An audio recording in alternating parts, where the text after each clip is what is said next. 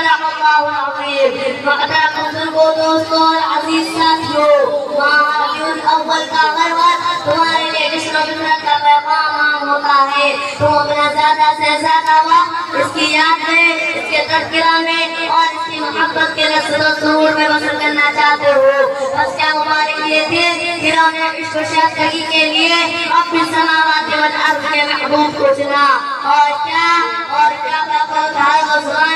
جو سید المرسلین رحمت للعالمین کی متوسلہ میں سمجھو جائے. مگر کبھی تم نے اس حقیقت پر یہ غور کیا ہے کہ یہ کون ہے جس کی ولادت کے تذکرہ میں ہمارے لیے خوشیوں اور مسرتوں کا احساس اس کا کام آیا ہے.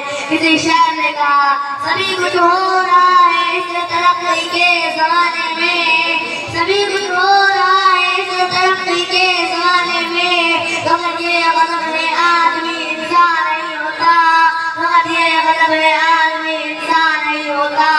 برادران اسلام، اگر اس مہینے کی آمد تمہارے لیے جشن و فطرت کا بیان ہے کیونکہ اس مہینے میں وہ آئے جنہوں نے تم کو سبوت دیا تھا، تو میرے لیے اس سے بڑھ کر اور کسی مہینے میں ماتم نہیں. کیونکہ اس مہینے میں پیدا ہونے والے نے جو کچھ میں دیا تھا وہ سب کچھ ہم نے کھو دیا.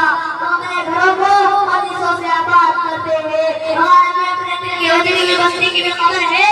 ہم کافروں اور شرعوں کے کنڈیلیں روشن کرتے ہیں اور اپنی دل کی اندھیاری دور کرنے کے لیے کوئی چراغ نہیں ڈھونڈتے. ہم پھولوں کے گلدستے سجاتے ہیں. افسوس درختوں کے ساتھ کہنا پڑ رہا ہے ہمارے اعمال حقہ کا پھول مرجھا گیا ہے. ہم گلاب کی چیٹیوں سے اپنے رومال اور آستین کو معطل کرنا چاہتے ہیں اور ہماری عظمت اسلامی کرکٹر میں دنیا کی مشاہور سے معلوم ہے. کاش تمہاری مجھ سے تاریخ ہوئی تمہارے اینٹر چونے کے مکانوں کو زیب و زینت کے سزا بھی نصیب نہ ہوتا. تمہاری آنکھیں رات رات تک کی وجہ سے آوائیوں میں نہ جاتی ہے. تمہاری زبانوں سے ربیع الاول کے ولادت کے تذکرہ میں دنیا کچھ نہ سنتے اور تمہاری روح کی آبادی معمور ہوتی. تمہارا دل کی بستی نہ اٹھتی. تمہارا تاریخ عشق بیدار ہوتا. تم اپنی زبانوں سے نہیں تمہارے اعمال حسنہ سے نبی صلی اللہ علیہ وسلم کی متعلقہ کے زمانے ہوتے.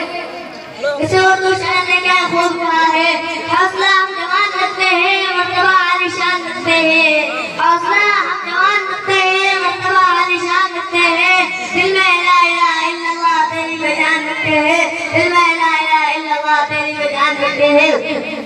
محترم حاضرین اکرام، آپ اس کے آنے کی خوشیاں مناتے ہو مگر آپ نے اس مقصد کو فراموش کر دیا جس کے لیے وہ آئے تھے. یہ ماہ اگر خوشیوں کی بہار کا ہے تو اس لیے اس مہینے میں دنیا کی تمام خزانات ختم ہوئی اور کلمہ حق کا وقت بھی شروع ہوا. دنیا کی عدالت مگر زیادت کے جھوکوں میں اٹھا گئی ہے. تو ایک مدت پرستو تمہیں کیا ہو گیا ہے کہ بہار کی خوشیوں کا رسم تو مناتے ہو مگر خدا کی بیماریوں پر نہیں روتے. آپ جو کچھ لائے اس میں غمگین کی چیز نہ تھی، ماتم کی آنا تھی، مناتمندی کی بے وسی نہ تھی اور عدم و مایوسی کا حوصلہ تھا بلکہ افشافانیہ غلبہ تھا. اس میں مراد کی بشارت تھی. طاقت وطن و مرداری کا اقبال تھا. زندگی بڑے زمندی کا بینگر مرشاد تھا. آخر مندی کے ہمیشگی تھی اور نسل کبرانی کی تعمی. لیکن آج جب کہ تم عید میلاد النبی کی وجہ سے ملاقات کرتے ہو تو تمہارا کیا حال ہے اور تمہاری نعمتوں کا خدا نے کہا جو تمہیں سونپی گئی تھی اور تمہاری نور حیات تمہیں چھوڑ کر کہاں چلی گئی جو تم میں پھونکی گئی تھی. تمہارا خدا تم سے دور اٹھ گیا. کیا خدا کا وعدہ سچا نہیں تھا؟ کیوں وہ اپنے قول کا پکا نہیں تھا؟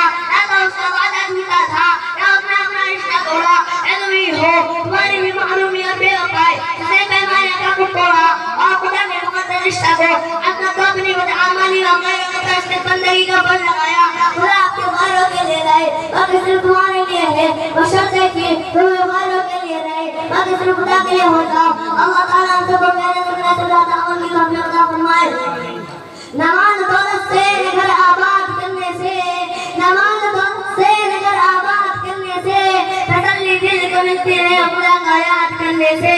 تسلی دل کو ملتی ہے خدا کو یاد کرنے سے. آخر دعوانا الحمدللہ.